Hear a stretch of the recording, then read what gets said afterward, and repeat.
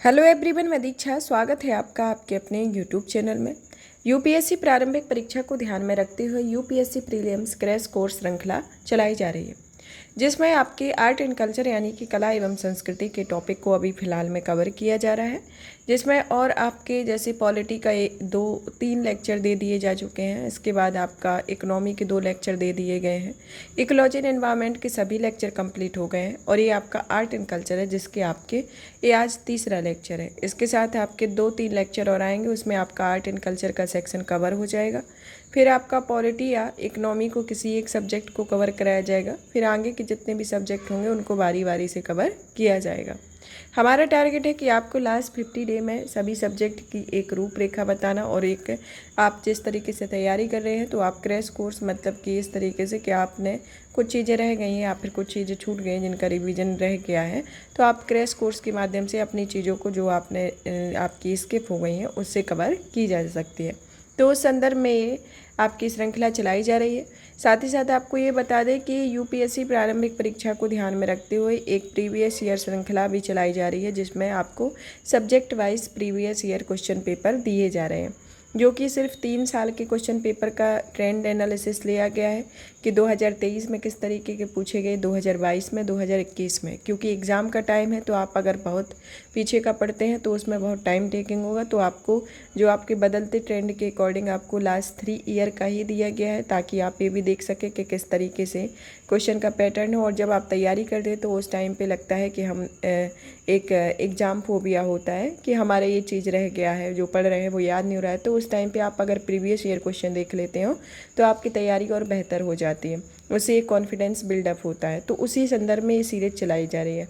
और जब ये आपकी सीरीज़ फिनिश हो जाएगी तो फिर आपको करंट अफेयर उसके साथ प्रैक्टिस क्वेश्चन भी, जो PT 360 जो हमने इसमें कराई हुई है विजन IAS की, तो उसको एक मॉक टेस्ट के तौर पे भी आपकी लाई जाएगी। तो पहले आपके इसके subject wise previous year question finish होगी, जिसमें अभी आपका हिस्ट्री का प्रोवाइड किया जा चुका है। अगर आपने नहीं देखा है तो आप प्लेलिस्ट में जाके देख सकते हैं, और उसमें है हिस्ट्री प्रीवियस ईयर क्वेश्चन करके। इसी तरीके से आपको पॉलिटी, इकोनॉमी, ज्योग्राफी सभी के क्वेश्चन आपके सब्जेक्ट वाइज दिए जाएंगे।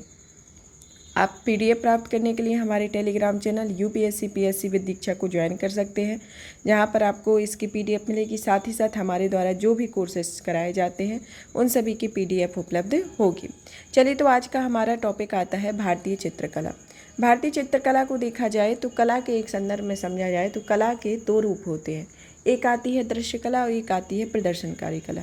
दृश्य कला के अंतर्गत आती है भारतीय स्थापत्य कला, भारतीय मूर्ति कला और भारतीय चित्रकला, जिसमें आपका ये भारतीय स्थापत्य कला, भारतीय मूर्ति कला और ये आपका तीसरा टॉपिक भारतीय चित्रकला को दृश्य कला के अंतर्गत इनको कवर किया गया है। आज इसका ये लास्ट चैप्टर होगा भारतीय चित्रकला, यानी कि आपकी जो दृश्य कला है उनके अंतर्गत, क्योंकि उनमें 3 ही प्रकार की आती है। एक तो स्थापत्य कला, मूर्ति कला, चित्रकला। फिर आती है आपकी प्रदर्शनकारी कलाएँ, जिसको आपको नेक्स्ट जो आपका क्लास होगी उसमें बताया जाएगा कि प्रदर्शनकारी कलाओं में जैसे कौन कौन सी आती है। नृत्य कला, संगीत कला, नाट्य शैली, और कोई परंपरागत युद्ध हुआ, और भी कठपुतली के नृत्य होते हैं, किस तरीके के कला, तो ये सब प्रदर्शनकारी कला के अंतर्गत आती हैं। तो कला को इस तरीके से 2 पार्ट में डिवाइड किया जाता है। तो आप जो अभी दृश्य कला के संदर्भ में पढ़ रहे हैं, जिसमें आपके 2 टॉपिक कवर हो गए, आज ये हमारा तीसरा टॉपिक है। चलिए, तो भारतीय चित्रकला के संदर्भ में जानते हैं कि भारतीय चित्रकला आखिर होती क्या है, चित्रकला है क्या, इसकी डेफिनेशन को समझते हैं। फिर बाद में इसके ऐतिहासिक विवेचन को समझेंगे, जो कि भारतीय चित्रकला में प्राचीन काल, मध्यकालीन, प्राचीन मध्य भारतीय चित्रकला के बारे में पढ़ेंगे, मध्यकालीन भारतीय चित्रकला के बारे में, आधुनिक चित्रकला के बारे में, तो सभी को एक संक्षिप्त में पढ़ा जाएगा। भारतीय चित्रकला के संदर्भ में देखा जाए तो भारतीय चित्रकला आखिर होती क्या है, मतलब कि चित्रकला क्या है। चित्रकला एक तरीके से देखा जाए तो वह विभिन्न भावों का विभिन्न माध्यमों के साथ प्रकटीकरण होता है। मतलब कि जो भाव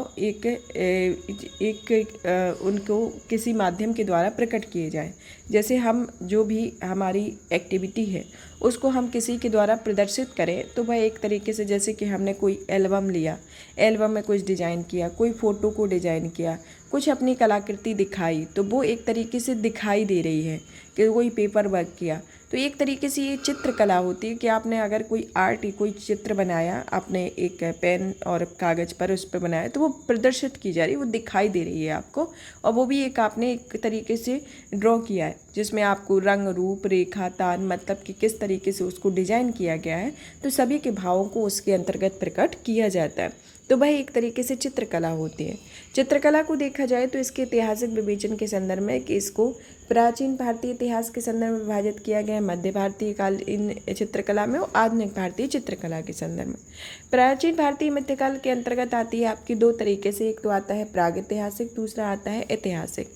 प्रागैतिहासिक के अंतर्गत जो प्रागैतिहासिक जो होते हैं जिसमें आपके साक्ष्य तो मिलते हैं लेकिन उनको पढ़ा नहीं जा सकता है, वह प्रागैतिहासिक होते हैं। और ऐतिहासिक जो होते हैं जो उनको पढ़ा भी जा सकता है और उनका हम आचरण भी एक तरीके से कर सकते हैं, जैसा कि अभी ऐतिहासिक घटनाक्रम के संदर्भ में हम देखते ही हैं कि इस टाइम पे ये घटना हुई थी, इस टाइम पे हुई थी, तो इस तरीके से ये होता है। अब आता है प्रागैतिहासिक काल के अंतर्गत आपकी आती हैं जैसे भीमबेटका की गुफाएं, मिर्ज़ापुर की गुफाएं, जोगीमर्रा गुफाएं जो है वहाँ पर आपको प्रागैतिहासिक कालीन चित्रकला देखने को मिलेगी।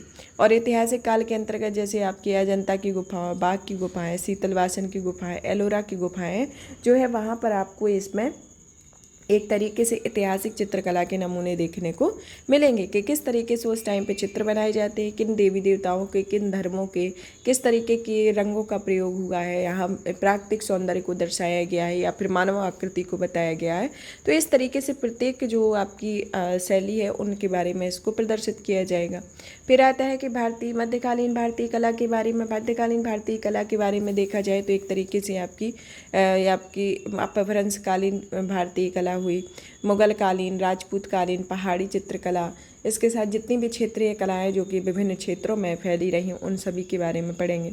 फिर आता है आधुनिक भारतीय चित्रकला जिसमें आपकी company school, Bengal school, Patna शैली और बाजार शैली जो उस टाइम पे प्रचलित रही थी आधुनिक भारतीय चित्रकला के अंतर्गत, तो इन सबको कवर किया जाएगा। चलिए तो सबसे पहले हम पढ़ते हैं इसके प्रागैतिहासिक काल के संदर्भ में जो कि प्राचीन भारतीय चित्रकला के अंतर्गत आता है। प्राचीन भारतीय चित्रकला के अंतर्गत जिसमें प्रागैतिहासिक काल में देखा जाए तो इसका सर्वप्रथम विकास जो हुआ था वह एक तरीके से पुरापाषाण काल में हुआ था, जिसे पुरापाषाण कालीन चित्रकला भी कहा जाता है। तो एक तरीके से यह सबसे पहले विकास पुरापाषाण काल में हुआ था, तो इसे पुरापाषाण कालीन चित्रकला के तौर पर भी जाना जाता है, जिसमें मुख्य रूप से देखा जाए तो आपकी भीमबेटका और आदमगढ़ की गुफाओं से इसके स्पष्ट चित्र उकेरे गए हैं, मतलब कि वो देखने को मिलते हैं कि जिन चित्रों से स्पष्ट होता है कि चित्रकारों को स्त्री पुरुष का भेद ज्ञात था, शिकार ही जीवन यापन का मुख्य साधन होती थी और लोग जो होते थे वह समूह में रह रहे थे और शेर, कुत्ता तथा हाथी जैसे पशुओं की मौजूदगी थी। तो इस तरीके के चित्र आपको प्रागैतिहासिक काल में देखने को मिलते हैं। कोई किस तरीके के चित्र कि चित्रकारों में स्त्री और पुरुष का भेद दिखाई देता है।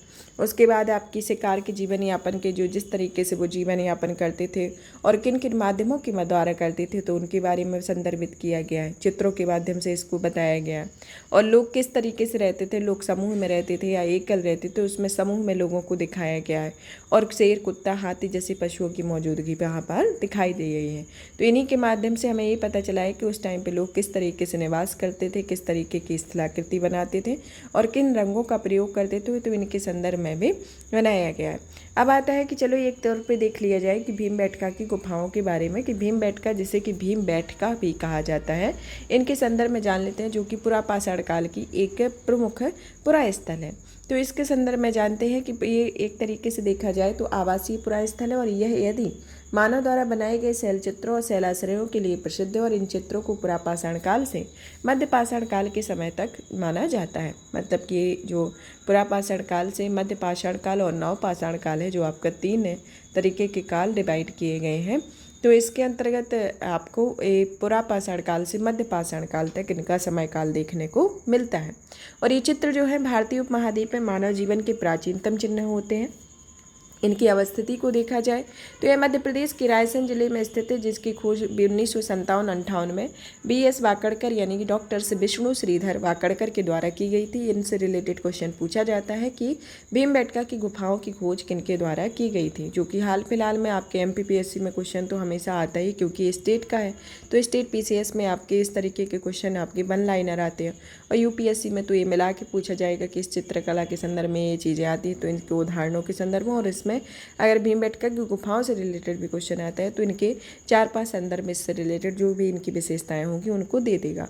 तो डॉक्टर विष्णु श्रीधर वाकड़कर द्वारा की गई भीमबेटका क्षेत्र को भारतीय पुरातत्व सर्वेक्षण भोपाल मंडल में अगस्त 1990 में राष्ट्रीय महत्व का स्थल घोषित किया गया, और इसके बाद जुलाई 2013 में यूनेस्को ने इसे विश्व धरोहर स्थल में शामिल किया हुआ है। तो इस तरीके से ये भीमबेटका गुफाओं की मुख्य विशेषताएं हैं कि इस तरीके से इसको विश्व धरोहर स्थल बनाया गया है, और जब से इसकी खोज हुई है तो इसके संदर्भ पूरी इसकी हिस्ट्री को बता दिया गया है कि अगर इससे रिलेटेड आपका क्वेश्चन आता है तो वो कहीं भी छूटेगा नहीं। अब इसके साथ ही साथ हड़प्पा कालीन कला के बारे में देख लेते हैं, जो कि यह कला नमूने, मुहर और मृदभांड पर मिलते हैं, और इसमें फूल पत्ती, ज्यामिति प्रतीकों का अंकन तो होता ही है, साथ ही साथ पशुओं एवं मानव का भी अंकन देखने को मिलता है, और इस तरह से चित्रों में रेखा प्रधानता देखने को मिलती है। मुहर पर पशुपति का अंकन मिलता है, जो कि साथ ही मृदभांडों पर पंचतंत्र की चालाक लोमड़ी का कथानक भी अंकित होता है। तो ये हड़प्पा कालीन जो चित्रकला है इनके बारे में ये प्रमुख इनकी विशेषता है। अब आती है हमारी नेक्स्ट ऐतिहासिक चित्रकला के बारे में, जिसके अंतर्गत जिसे आपको बौद्ध चित्रकला भी कहा जाता है, जिसमें आती है अजंता की चित्रकला, बाघ गुफा की चित्रकला, एलोरा की चित्रकला, साथ ही साथ में जैन चित्रकला को भी देखेंगे, जो कि शीतलवासन चित्रकला जो इसकी फेमस है वह जैन चित्रकला का एक प्रमुख उदाहरण है। तो चलिए सबसे पहले तो पढ़ते हैं अजंता की चित्रकला के बारे में कि अजंता चित्रकला के संदर्भ में जानते हैं। अजंता चित्रकला जो देखा जाए तो बौद्ध चित्रकला में मुख्यतः यह भित्ति चित्रकला का एक उदाहरण है। तो किसका ये उदाहरण है? भित्ति चित्रकला, जो कि अजंता की गुफाओं में देखा जाता है, जहाँ पर बुद्ध के जन्म, ग्रह त्याग, ब्रह्मोपदेश आदि का अंकन देखने को मिलता है। और अजंता की गुफाओं की खोज 1824 में जेम्स प्रिंसेप के या जेम्स अलेक्जेंडर के द्वारा की गई थी। भीमबेटका की गुफाओं की खोज किसके द्वारा 1957-58 में की गई थी? B.S. वाकड़कर के द्वारा। और इनकी जो अजंता की गुफाओं की खोज 1824 में जेम्स अलेक्जेंडर के द्वारा की गई थी। इनके विभिन्न कालखंडों की चित्रकला मिलती है, जहाँ पर 2वीं सदी ईसा पूर्व से 7वीं सदी तक इनके चित्र दिखाई देते हैं। और अजंता में कुल 30 गुफाएं जो कि अलग अलग कालखंडों से निर्मित हुई हैं तथा अपने समय की विशिष्टताओं से युक्त है, तो इनके संदर्भ में आता है।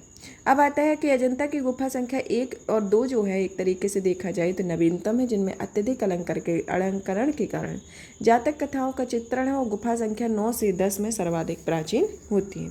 गुप्त काल में अजंता गुफा की चित्रकला अत्यंत विकसित दिखाई देती है। यहाँ पर गुफा संख्या 16 में मरणासन राजकुमारी का चित्र अंकन है, जबकि करुणा और वियोग की भावना को अत्यंत दर्शनीय बनाया गया है।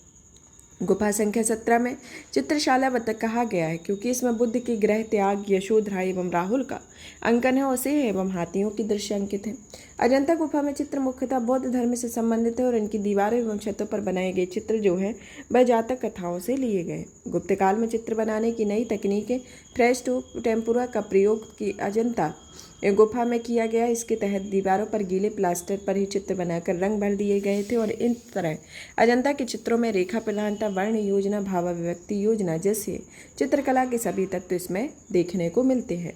तो यह अजंता चित्रकला की प्रमुख विशेषता है। अब आती है हमारी दूसरी चित्रकला बाघ चित्रकला के बारे में कि बाघ गुफा की चित्रकला। ये गुफाओं की चित्रकला मध्य प्रदेश के धार जिले में कुक्सी तहसील में स्थित विंध्य श्रेणी पर्वत श्रेणी में अवस्थित है। तो ये कहाँ पर है? कुक्सी के निकट, कुक्सी तहसील में विंध्य पर्वत श्रेणी के निकट स्थित है। बाघ की कुल 9 गुफाएं हैं, जिसमें अजंता की समकालीन और बाघ की गुफाओं में बौद्ध धर्म के अलावा सामान्य जीवन के चित्र भी बहुतायत मिलते हैं, और यानी कि अजंता की तुलना में अधिक सांसारिक और मानवीय होती हैं। बाघ की गुप्त चित्रकलाएं अजंता की गुफा संख्या 1 और 2 चित्रकलाओं के सादृश होती हैं, यानी कि अलंकृत एवं आभूषण युक्त चित्र इसमें दिखाई देते हैं। बाघ की गुफाएं शैलीकृत दृष्टि से अजंता और बाघ दोनों हैं समान है, किंतु बाघ का खाका भी प्रभावशाली होता है। मतलब कि अजंता और बाघ की गुफाओं को देखा जाए तो इसमें दोनों एक दूसरे में सिमिलरिटी तो दिखाई देती है, लेकिन बाघ की जो खाका है वह प्रभावशाली तौर पर दिखाई देता है। अब आता है एलोरा की चित्रकला, जो कि इसे मराठी के बेरोल लेडी या बेरोल की गुफाएं कहते हैं, जो अजंता की गुफाओं में मात्र 9 किलोमीटर दूर है। माना जाता है कि इन गुफाओं में 300 ईस्वी सन से लेकर 1000 ईस्वी तक का चित्रांकन कम हुआ है, और यह भारत के तीनों प्राचीन देवों जिसमें हिंदू, बौद्ध, जैन से जुड़ा हुआ है। और यहाँ की गुफाओं में कैलाश, लंकेश्वर, इंद्रसभा और गणेश के चित्र दीवारों पर मिलते हैं। और एलोरा की चित्रकलाएं वह अजंता के शास्त्रीय मानदंड से भिन्न है, यानी कि इनमें कला कौशल के ह्रास संकेत इसमें स्पष्ट दिखाई देते हैं। एलोरा की चित्रकलाओं में सर्वाधिक महत्वपूर्ण लाक्षणिक विशेषताएं, जिसमें सिर को असाधारण रूप से मोड़ना, भुजाओं को कोणीय मोड़, गुप्त अंगों का अवतल मोड़, तीखी प्रक्षेप्य नाक और बड़े बड़े नेत्र इसके अंतर्गत इस चित्रकला की महत्वपूर्ण लाक्षणिक विशेषताएं इनके अंतर्गत देखने को मिलती हैं। अब आता है हमारी नेक्स्ट जैन चित्रकला के बारे में। जैन चित्रकला के संदर्भ में पढ़ा जाए तो इनके 3 रूप देखने को मिलते हैं। एक तो भित्ति चित्र, दूसरा होता है पट्ट चित्र और तीसरा होता है ताड़ चित्र, जो कि इनकी प्रमुख विशेषताएं हैं। तो कौन कौन से चित्र देखने को मिलते हैं? भित्ति चित्र, पट्ट चित्र और ताड़ चित्र इनके देखने को मिलते हैं। इनकी विशेषताओं में देखा जाए तो ये सर्वप्रथम विशेषता नेत्र चित्रण में होती है, और ये नेत्र लगभग कानों तक फैले हुए हैं। तो ये चित्र इनके जो नेत्र चित्रण है जो कि कानों तक फैले हुए हैं। और जैन चित्रकला में पृष्ठभूमि प्राय लाल रंग की होती है, और जो सोने चांदी की स्याही से चित्रों का निर्माण करती है, जो इसकी खास विशेषता है। चित्रों में तीर्थंकर के साथ साथ देवियों का भी अंकन मिलता है, जिसमें चक्रेश्वरी देवी, अंबिका देवी आदि आती है। जैन चित्रों में वस्त्रों पर बनाए गए स्वर्ण कमल का मुकुट उल्लेखनीय तौर पर दिखाई देता है। जैन चित्रकला सच्चे अर्थों में लोक कला के रूप में सामने आई है, और यह राजश्रय के विलासमय वातावरण से मुक्त रही है। और जैन चित्रकला का प्रमुख उदाहरण दक्षिण भारत में शीतलवासन या कांचीपुरम की गुफाएं हैं। तो इस संदर्भ में आपकी जैन चित्रकला है, जिसमें आपको इस तरीके की चित्रकलाएं देखने को मिलती हैं। चलिए तो अब शीतलवासन गुफा के बारे में जान लेते हैं कि इस तरीके की जो चित्रकला है यहाँ पर किस तरीके की गुफाओं को बनाया जाता है। शीतलवासन जो गुफाएं एक तरीके से देखा जाए तो यह तंजौर तमिलनाडु के पुटुकोट्टा में स्थित है। ये गुफाएं महेंद्र वर्मन और उनके पुत्र नरसिंह वर्मन के द्वारा निर्मित की गई हैं, जिनके निम्न विषय के तौर पर देखा जाए तो इसमें जैन तीर्थंकर, आदिनाथ, पार्श्वनाथ, महावीर स्वामी, जानवर, पक्षी, पुष्प के चित्र बनाए गए, जैसे कि मुख्य रूप से कमल के पुष्प, जो कि प्रकृति चित्रों में स्थान दिया जाता है। और इन चित्रों में नरवरी तथा दैनिक क्रियाकलापों के नर नारी तथा दैनिक क्रियाकलापों के चित्रण भी देखने को मिलता है। तो ये शीतलवासन चित्रकला है, जहाँ पर आपको ये विभिन्न चित्रकारी वहाँ देखने को मिलती है, जो कि एक तरीके से तंजौर तमिलनाडु के पुटुकोट्टी में स्थित है। तो ये जैन चित्रकला के अंतर्गत एक प्रमुख अद्भुत उदाहरण इनका देखने को मिलता है। अब आती है हमारी नेक्स्ट मध्यकालीन चित्रकला के बारे में। मध्यकालीन चित्रकला के संदर्भ में देखा जाए तो आपकी अपभ्रंश चित्रकला आती है, राजपूत कालीन चित्रकला, इसके साथ साथ मुगल कालीन चित्रकला, पहाड़ी चित्रकला और क्षेत्रीय चित्रकला इसके अंतर्गत आती है आपकी मध्यकालीन चित्रकला के अंतर्गत। अब मध्यकालीन भारतीय चित्रकला के अंतर्गत देखा जाए तो इसमें अपभ्रंश चित्रकला के संदर्भ में देखा जाए तो अपभ्रंश का एक तरीके से जो अर्थ होता है वह क्या होता है? बिगड़ा हुआ। अपभ्रंश का क्या अर्थ होता है? बिगड़ा हुआ, मतलब कि जिसमें कोई एक कहते हैं ना कि एक बहुत एकदम परफेक्ट डिजाइन करके बनाया गया है। तो ये परफेक्ट नहीं, ये मिला जुला रूप, किसी चीज़ का अधिक उपयोग किया गया, किसी का कम उपयोग किया गया, किसी में कोई स्थलाकृति ज़्यादा, किसी का कोई भी जो नया नक्श जिसके होते हैं जिस तरीके के बनाए जाते हैं तो उनको अटपटा तौर पर, मतलब कि एक बिगड़े हुए तौर पर बनाया गया। किसी का पैर हो गया, किसी का आँख हो गया, हाथ हो गया, तो इस तरीके से एक तरीके से बिगड़े हुए रूप को प्रदर्शित करना वो कि अपभ्रंश के अंतर्गत आता है। जो ये चित्रकला है वह कहाँ देखने को मिलती है? वह मेवाड़ एवं गुजरात में देखने को मिलती है, जो कि 11वीं से 13वीं शताब्दी में इस चित्रकला का विकास हुआ था। इन चित्रों की विशेषताओं को देखा जाए तो इसमें जब चित्रों में मछली की आँखों की तरह, मछली जो मतलब जो चित्रों में जो आँख बनाई जाती थी वो मछली की तरह बनाई गई। चित्रों में जो जबड़े होते थे वह दोहरे बनाए गए। चित्रों में हाथों का बिगड़ा रूप, आकृतियाँ काफ़ी दृढ़ दिखाई गई। चमकदार तथा सुनहरे रंग का प्रयोग किया हुआ चित्रों में प्राकृतिक जो दृश्य बनाए जाते थे उनका अभाव देखने को मिलता है। तो ये आपकी अपभ्रंश चित्रकला है, जिसके अंतर्गत इस तरीके की इनकी विशेषताएं देखने को मिलती हैं कि जो आँख बनाई गई वो मछली की तरह बना दी, जबड़े जो इस तरीके से तो उसको दोहरे बना दिए, कुछ एक्सेस लेवल पे रंगों का प्रयोग किया गया, कुछ ज़्यादा ही चमकदार रंगों का।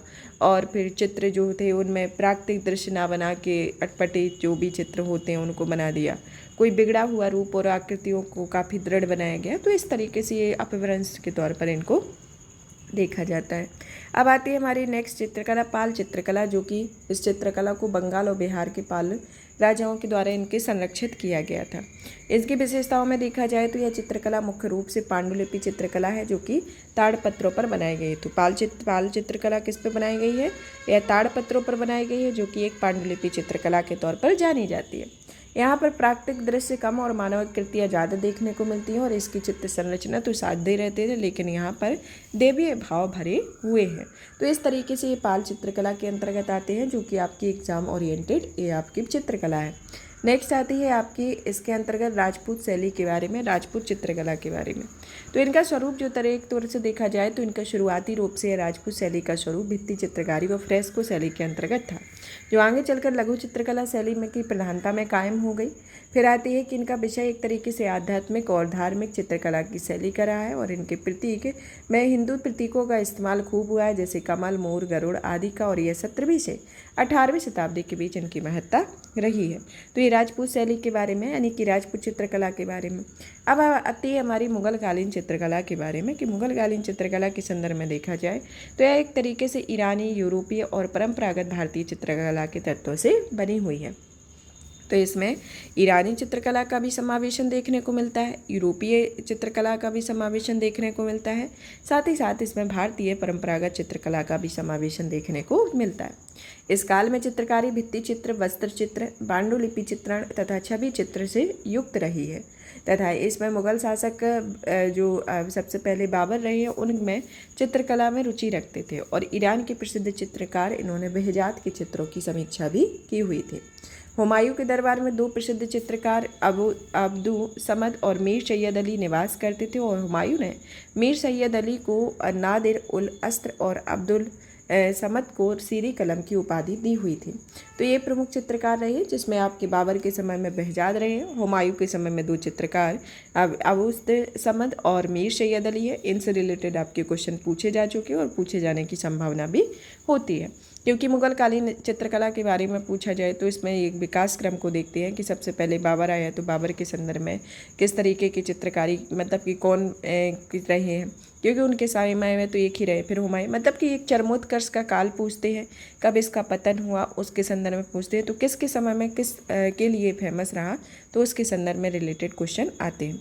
तो इसमें आपके बाबर के संदर्भ में देखा जाए तो उसने अकेले बेहजाद एक चित्रकार रहा, उनकी चित्रों की ही समीक्षा की। हुमायूं जब आए तो उन्होंने दूध अब्दुल समद और मीर सैयद अली को ही वो कहा, जिन्होंने अब्दुल समद ने सीरी कलम की उपाधि दी गई थी और मीर सैयद अली को नादिर उल अस्र की उपाधि दी गई थी, जिन्हें चित्रकार के रूप में जब उस टाइम पे जाना जाता था उनके समय में। और अकबर ने पहले मुगल दरबार में चित्रकला की जो शैली विकसित थी उसे ईरानी कला के अंतर्गत हेरात की कलम कहा जाता था। और मुगल चित्रकला का विकास स्वदेशी भारतीय शैली फारसी चित्रकला की सफाविद शैली के विश्लेषण के द्वारा हुआ था। मुगलकालीन चित्रकारों में संध्या एवं रात्रि के चित्रांकन के लिए चांदी और स्वर्ण रंगों का प्रयोग किया जाता है। मुगलकालीन अधिकतर चित्र कागज पर बनाए गए हैं, जिनके साथ ही कपड़े, भित्ति और तथा हाथी दांत पर भी यह चित्रित किए गए हैं। अकबर ने अपने शासन में प्रारंभ में मीर सैयद अली अब्दुल समद की खां की देखरेख में एक शिल्पशाला की भी स्थापना की हुई थी। अब आता है कि जहांगीर का शासनकाल मुगल चित्रकला का स्वर्ण युग था, मतलब कि सर्वाधिक चित्र जो बनाए गए और सबसे ज़्यादा काम चित्रकारी पे किसके शासनकाल में हुआ? जहांगीर के शासनकाल में। तो चित्रकला का स्वर्ण युग किसके काल को कहा जाता है? जहांगीर के शासनकाल को।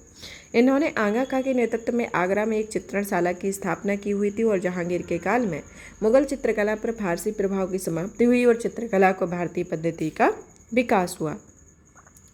अब आता है कि जहांगीरकालीन चित्रकला में रूढ़ियों के स्थान पर वास्तविकता के दर्शन होते थे और जहांगीर काल प्रकृति का सजीव चित्रण मिलता है, जिनमें कि पशु पक्षी, फूलों और वनस्पतियों का बहुत ही सुंदर चित्रण देखने को मिलता है। जहांगीर के समय के प्रमुख चित्रकार उस्ताद मंसूर को पशु पक्षियों और पुष्पों के चित्र बनाने में महारत हासिल की हुई थी और मंसूर द्वारा बनाया गया लाल फूल और टर्की, काक तथा बाज चित्र काफ़ी प्रसिद्ध है। तो कौन सा चित्र प्रसिद्ध है इनके द्वारा बनाया गया? लाल फूल और टर्की, काक या बाज का चित्र होता है। अबुल हसन नामक चित्रकार ने सिंहासन पर बैठे हुए जहांगीर का चित्र बनाया और इसी चित्र में जहांगीर की आत्मकथा तुझो के जहांगीरी का मुख्य पृष्ठ बनाया हुआ है। बिसनदास व्यक्ति चित्र बनाने के लिए माहिर था। जहांगीर ने ईरानी दरबार में शाह अब्बास का चित्र बनाकर लाने के लिए भेजा था और मनोहर ने जहांगीर का चित्र बनाया था, जिसे बादशाह पर हस्ताक्षरित करके ब्रिटिश दूत सर टॉमस को भेंट स्वरूप दिया गया था। जहांगीर के काल में चित्रकला के चमक दमक एवं परिष्कार को खो दिया और शाहजहां के शासनकाल में चित्रकला की विषय वस्तु के रूप में यवन सुंदरियां, रंग महल, विलासी जीवन तथा ईसाई धर्म इसमें सम्मिलित है। कट्टर मुसलमान होने के कारण औरंगजेब चित्रकला और संगीत में इतना प्रमुख था कि लघु चित्रों को विकसित कला का भी अंत हो गया। तो जो इसमें चित्रकला के पतन का जो समय था वह किसके समय में था? औरंगजेब के समय में। और स्वर्ण युग कब कहा जाता था? जहांगीर के समय को। तो इस तरीके से आपकी मुगल चित्रकला के बारे में। अब इनके एक डिफरेंसेस को जान लेते हैं, एक कंपेयर को जानते हैं मुगल शैली और राजपूत शैली के बारे में। मुगल शैली और राजपूत शैली के संदर्भ में सबसे पहले इसके स्वरूप, विषय और विशिष्टता के बारे में जानते हैं। तो स्वरूप को देखा जाए तो राजपूत शैली का स्वरूप जो है वह शुरुआती दौर में राजपूत शैली का स्वरूप भित्ति चित्रकारी फ्रेस्को शैली के अंतर्गत था, जो आगे चलकर लघु चित्रकला की शैली में प्रधानता कायम हो गई। और मुगल शैली के अंतर्गत यहाँ पर भित्ति चित्रकला शैली नहीं है, बल्कि मुगल शैली का विकास फारसी लघु चित्रकला के रूप में हुआ है। राजपूत शैली का जो विषय है वह आध्यात्मिक और धार्मिक चरित्र की चित्रकला शैली है, और मुगल शैली का जो विषय है वह मुगल बादशाहों और उनसे जुड़ी क्रियाकलापों, वस्तुओं, शिकार और गौरव आदि से चित्रित करने वाली शैली है। राजपूत शैली की विशिष्टता को देखा जाए तो इनके हिंदू प्रतीकों का इस्तेमाल खूब हुआ है, जैसे कमल, मोर, गरुड़ आदि का। और मुगल चित्रकला में व्यक्ति, पेड़ पौधे, ऊंट और बाज आदि के चित्रण की प्रधानता रही है। इनका कालखंड राजपूत शैली का देखा जाए तो यह 17वीं से 18वीं शताब्दी के बीच इनकी महत्ता रही है, और मुगल शैली की जो महत्ता रही है वह 15वीं से 18वीं शताब्दी तक रही है। तो ये मेजर डिफरेंसेस होता है, क्योंकि कभी कभी एग्जाम में आपके डिफरेंसेस यानी कि एक तुलनात्मक तौर पर राजपूत शैली और मुगल शैली के संदर्भ में पूछ लिया जाता है। अब आता है आपका क्षेत्रीय चित्रकला के बारे में। क्षेत्रीय चित्रकला के संदर्भ में पहली तो आती है दक्खनी चित्रकला। दक्खनी चित्रकला जो है वह मिर्जापुर के शासक इब्राहिम आदिल शाही के समय में चित्रकला का अत्यधिक विकास हुआ। यह वह समय एक प्रसिद्ध चित्रकार था। इसके समय पर रंगमाला चित्रकला की परंपरा विकसित हुई, जिसमें 12 मासा का चित्रण किया जाता था, अर्थात यानी कि विभिन्न ऋतुओं के माध्यम से जो भावों को दर्शाया जाता था उसे 12 मासा चित्रण कहा जाता था। और इसमें चित्रकारों ने आभूषणों को अत्यधिक चित्रित किया, विशेषकर गले के हार को। तो ये दक्खनी चित्रकला है, जिसके अंतर्गत ये प्रमुख इसकी विशेषताएं देखने को मिलती हैं। अब आती है आपकी राजस्थानी चित्रकला, जो कि मेवाड़ चित्र शैली के अंतर्गत आती है। किशनगढ़ शैली, बूंदी शैली और कोटा शैली इसके अंतर्गत आती है। तो कौन कौन सी शैली आती है? मेवाड़ शैली, किशनगढ़ शैली, बूंदी शैली और कोटा शैली इसके अंतर्गत, मेवाड़ शैली यानी कि राजस्थान चित्रकला के अंतर्गत आती है। तो मेवाड़ शैली के अंतर्गत देखा जाए तो यह राजस्थान शैली की प्राचीनतम तत्व है, जिसमें प्रायः कृष्ण भक्ति विषयक वैष्णव धर्म से संबंधित है। जो लोक संस्कृति का चित्रण, विवाह, नृत्य, ज्ञान का चित्रण लगता है। और मेवाड़ निसारदीन घराना इसका मुख्य संरक्षणकर्ता भी रहा है। फिर आती है आपकी नेक्स्ट चित्रकला किशनगढ़ शैली, जो कि राधा कृष्ण और कृष्ण की विविध लीलाओं का चित्रण मिलता है। और महाराजा सावंत से इसके संरक्षण करता थे, और इनके दरबार में नेहाल चंद्र प्रसिद्ध चित्रकार थे, जिन्हें बनी थड़ी नामक कृति बनाई थी, और इसने भारतीय मोनालिसा भी कहा जाता है। तो इन चित्रकला के संदर्भ में अब आता है बूंदी चित्रशैली, जो कि एक तरीके से इसमें स्त्री आकृतियाँ, लंबी दुबली पतली तथा नौकदार नासिका का अंकन इसमें किया गया। फिर आती है कोटा शैली, जो कि मुख्य रूप से शिकार के दृश्य बनाए गए हैं, और राजा उम्मेद से इनके संरक्षक थे, और इनकी कला में हाथियों की लड़ाई का सुंदर चित्रण इनमें देखने को मिलता है। तो ये आपकी राजस्थानी चित्रकला के अंतर्गत विभिन्न तरीके की शैलियाँ आती हैं।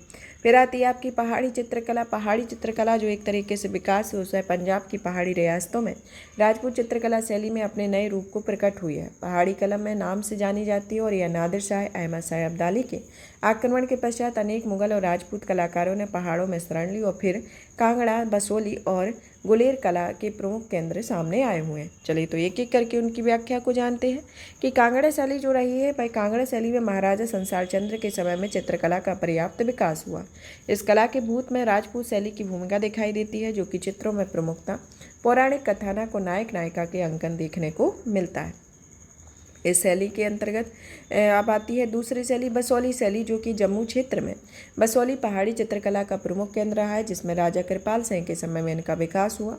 इस शैली में हस्त मुद्राओं का आकर्षक चित्रण मिलता है। कांगड़ा शैली की अपेक्षा बसोली शैली में अत्यधिक रंगीन चित्र बने हैं और साथ ही नेत्र चित्रण अत्यधिक बल दिया गया। गुलेर शैली के बारे में, जो कि एक तरीके से बसोली शैली के बाद चित्रकलाओं के जम्मू समूह का उद्भव हुआ। इस मूल रूप से गुलेर से संबंध रखने वाले और जसरोटा में बस जाने वाले एक कलाकार नैन सुख द्वारा जसरोटा के राजा बलवंत सिंह की प्राकृतिक कृतियाँ शामिल हैं। इनमें प्रयुक्त वर्ण कोमल शीतल है और यह मोहम्मद शाह के समय की मुगल चित्रकला की प्राकृतिक शैली को प्रभावित लगती है। फिर आती है पटना चित्रकला, जो कि ईस्ट इंडिया कंपनी के शासन में राजनीतिक शक्ति प्राप्त करने के साथ ही पटना शैली का विकास हुआ। तो ये आपकी आधुनिक भारतीय चित्रकला के अंतर्गत आती है। इस शैली के कलाकार में यूरोपीय मुगल पहाड़ी शैली परिचित थे और इसमें शैली में यूरोपीय और स्थानीय परंपराओं का चित्रण भी देखने को मिलता है। यह शैली बिना किसी राज्याश्रय के विकसित हुई और इसके संरक्षण में यह खरीदार और तत्कालीन धनी व्यापारी भारतीय ब्रिटिश कला प्रेमी थे। पटना कलम में चित्र कागज एवं हाथी दांत पर बनाए गए हैं और इनकी विषय वस्तु राजकला न होकर उप कला थे। मतलब कि ये आधुनिक भारतीय चित्रकला मतलब कि आधुनिक काल में तो बनाई गई, तो इनका एक तरीके से ये राजकला ना होकर यह लोक कला के संदर्भ में आती है, जिसमें चित्रों में श्रमिक, दस्तकार वर्ग, बाजार के दृश्य जैसे मछली की दुकान, मिठाई की दुकान आदि के त्योहारों का अंकन, पाठशाला, दाह संस्कार का अंकन मिलता है। पटना चित्रकला को कंपनी शैली भी कहा जाता है। इसमें प्रमुख चित्रकार जैसे महादेव लाल जैसी रागिनी गांधारी चित्र में नायिका विरह का चित्र दर्शाया गया। अब आती है मधुबनी चित्रकला, जो कि मधुबनी चित्रकला बिहार की संस्कृति को प्रदर्शित करती है। यह मिथिलांचल जैसे कि मधुबनी, दरभंगा, सहरसा आदि जिलों के लोक जीवन की कला है। इसमें अंतर्राष्ट्रीय ख्याति प्राप्त है। इसके अंतर्गत 3 तरीके से यह देखने को मिलती है, मतलब कि इसके 3 प्रकार होते हैं। पहली तो आती है भित्ति चित्र के रूप में। इसके अंतर्गत घर की सजावट धार्मिक चित्रों के माध्यम से की जाती है, जिसमें राधा कृष्ण, शिव पार्वती, लक्ष्मी विष्णु के अंकन मुख्यतः होता है। फिर दूसरी इसके अंतर्गत और भी आती है, जैसे कि भित्ति चित्र एक दूसरे के अंदरूनी कमरे, कोहबर की दीवारों और उनके कोनों पर अंकित होते हैं और यहाँ पर पशु पक्षियों के चित्र भी होते हैं, जैसे सिंह की, शक्ति का, हाथी, घोड़ा, ऐश्वर्य का, सूर्य, चंद्र, दीर्घायु के जीवन का प्रतीक होता है। अब आता है अरिपन, जो कि यह महिलाओं द्वारा घर के आंगन या चौखट के सामने बनाया जाता है। इनमें पिसे हुए चावल, पानी तथा विभिन्न रंगों को मिलाकर चित्र बनाए जाते हैं। फिर आती है पट्ट चित्र, जिनमें किसी व्यक्ति के चित्रांकन के शारीरिक सौंदर्य पर ध्यान देने की बजाय उसके भेद को अंकित करने के साथ होता है। इसमें मुख्यतः उंगलियों और बांस की तूलिका में बनाए जाते हैं, जो कि प्राकृतिक रंगों का इनमें प्रयोग किया गया है। तो ये इसके प्रमुख प्रकार होते हैं। अब आती है मंजूषा कला, जो कि एक तरीके से भागलपुर की लोक कथा पर प्रचलित बिहुरा बिसहरी कथानक पर आधारित है। इसमें मुख्यतः नाग के चित्र बनाए जाते हैं और इन चित्रों में खास विशेषता यह है कि इसमें स्त्री पुरुष चेहरे का सिर्फ एक भाग ही इसमें दर्शाया जाता है। और अब आती है हमारी यहाँ पर आपकी ये इस तरीके से जो क्षेत्रीय चित्रकला है, जिसमें आपकी आधुनिक चित्रकला भी शामिल है और मध्यकालीन चित्रकला भी शामिल है। तो ये फिनिश होती है। अब आती है हमारी नेक्स्ट आधुनिक भारतीय चित्रकला के बारे में, जिसमें एक प्रमुख शैली रही है बंगाल कला के अंदर, जो कि बंगाल कला शैली के संदर्भ में देखते हैं। पहली शैली जो आती है बंगाल कला शैली, एक तरीके से कंपनी शासन की स्थापना के साथ ही चित्रकला के नवीन केंद्र बंगला कला केंद्र में स्थापना हुई। बंगाल स्कूल की आरंभिक करने का श्रेय E.V. हेबल को दिया जाता है और ये कलकत्ता कला विद्यालय के प्राचार्य थे। इनकी प्रेरणा अवेंद्रनाथ टैगोर ने चित्रकला के क्षेत्र में कार्य किया। इसके पश्चात पाश्चात्य एवं स्वदेशी मुगल एवं अजंता चित्रकला का मिश्रण करते हुए जिस शैली की शुरुआत की गई वह बंगाल शैली या ठाकुर शैली कहा जाता है और इनकी प्रमुख शैली यानी कि प्रमुख कृति शाहजहां एवं ताज रही है। अवेंद्रनाथ के शिष्य नंदलाल एक प्रसिद्ध चित्रकार थे, जिन्होंने पौराणिक विषयों को विषय वस्तु बनाए। इनकी प्रमुख कृतियों में उमा की तपस्या, शिव पार्वती, स्वदेशी आंदोलन के दौरान इन्होंने कला की छात्रवृत्ति प्राप्त की। बंगाल कला की जैमिनी राय एक प्रमुख तेल चित्रकार थे, मतलब कि जैमिनी राय जो रहे थे वह एक तेल चित्रकार थे, जिन्होंने चित्रों में कम रेखाओं का प्रयोग किया। अमृता शेरगिल ने तेल चित्रकला के माध्यम से पंजाबी कृषक महिलाओं के परिवेश को भी चित्रित किया हुआ था। तो ये आधुनिक भारतीय चित्रकला की प्रमुख शैली रही बंगाल शैली, जिनके अंतर्गत ये प्रमुख उदाहरण देखने को मिलते हैं। और राजा रवि वर्मा के द्वारा त्रावणकोर में एक प्रमुख चित्रकार रहे जिन्होंने थिएटर जंक्शन में कला की शिक्षा प्राप्त की हुई थी। तो ये राजा रवि वर्मा के बारे में है, जिनकी पेंटिंग आज भी विश्वविख्यात है, जिसका संदर्भ आज भी लिया जाता है। तो ये प्रमुख तरीके की चित्रकारी उस टाइम पे की गई और अभी वर्तमान में भी एक तरीके से जारी है। यही पटना कलमकारी को देखा ही हुआ है कि इसमें ये प्रमुख आमतौर पर दैनिक जीवन पर आधारित थी, यह एक लोकल स्तर पर थी। फिर आती है बाजार चित्रकारी, जो कि इसमें यूरोपीय प्रभाव देखा जाता है, जो भारतीय विषय भी इसमें चित्रित की गई हैं, जैसे कि बाजार के प्रत्येक दिन की गतिविधियाँ, धार्मिक विषय, भारतीय देवी देवता, ब्रिटिश अधिकारियों के सामने नृत्य करते हुए अधिकारियों के नृत्य दिखाए गए हैं। तो ये बाजार चित्रकला के अंतर्गत आती हैं। तो इसमें आपकी जो तीनों तरीके की चित्रकलाएँ रहीं, जिनमें आपकी प्राचीन भारत के अंतर्गत जितनी चित्रकलाएँ आई उनको बारे में जाना, मध्यकालीन भारत के अंतर्गत जितनी चित्रकलाएँ आई उनको जाना, और ये आपकी आधुनिक भारत के अंतर्गत जितनी चित्रकलाएँ आई उनके बारे में जाना। तो इसके अंतर्गत हमारा जो दृश्य कला का जो टॉपिक था, जिसमें के अंतर्गत आपकी स्थापत्य कला, मूर्ति कला और चित्रकला आती हैं, तो ये तीनों टॉपिक आपके फिनिश होते हैं। अब कल यानी कि नेक्स्ट क्लास में आपको प्रदर्शनकारी कलाएँ, जिसमें नृत्य, संगीत, नाट्य और भी जितने भी रहेंगे उन सबको कवर किया जाएगा। तब तक आप इस सेशन को ज़्यादा से ज़्यादा शेयर कीजिए, वीडियो को लाइक कीजिए, चैनल को सब्सक्राइब कीजिए। PDF प्राप्त करने के लिए आप हमारे telegram channel UPSC PSC with Diksha को ज्वाइन कर सकते हैं, जहां पर आपको PDF इसकी प्राप्त होगी। साथ ही साथ आपके हमारे द्वारा जो भी सब्जेक्ट इसमें जो भी कोर्स कराए जा रहे हैं उन सभी की PDF आपको प्राप्त होगी। धन्यवाद।